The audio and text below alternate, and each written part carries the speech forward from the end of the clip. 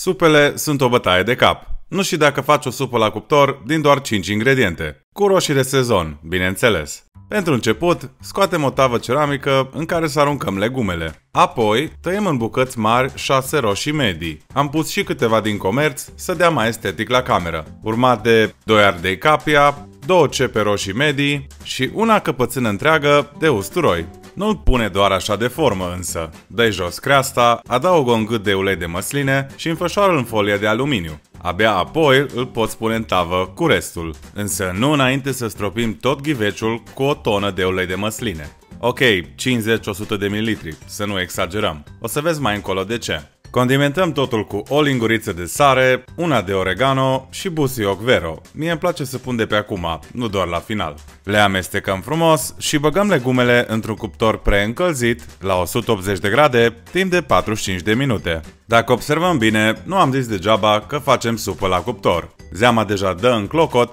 și legumele se împrietenesc rapid între ele. După ce se rumenesc bine, transferăm legumele într-o oală, stoarcem mușdeiul și nu uităm de zeama rămasă în urmă. Mai ții minte uleiul pe care l-am folosit anterior? Ei bine, acela va emulsifia supa și îi va da un gust mai echilibrat. De aceea nu pun smântână lichidă. Însă dacă ție îți place, be my guest. La final, blenduiesc totul cu un mixer vertical și supa e gata, fără prea mare efort. După cum vezi, nimic fancy. Timpul de preparare e doar 5 minute, însă gustul tomnatic și sănătos. Când plouă însă, îmi place să-mi fac lângă un grilled cheese, adică un sandwich cald cu cașcaval. În primă fază, răzuim părți egale de cașcaval și cheddar. Dacă vrei să ieși mai ieftin, renunță la cheddar, dar eu zic că merită. Vezi și de ce pun o foaie de cop subrăzătoare? Mă ajută cu curățenia. Next, luăm 2 felii de pâine pe vatră și le ungem bine cu maioneză, ce va adăuga un extra crunch.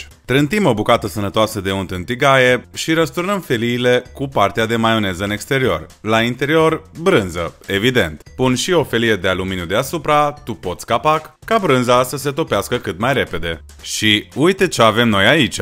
Mai rămâne secțiunea pe diagonală și da, brânza se topește. Înmoi sandwichul grațios în supă și mă pot uita liniștit cum plouă afară. Dacă ți-a plăcut videoclipul de azi, nu uita să dai like și subscribe, poftă bună și punietă!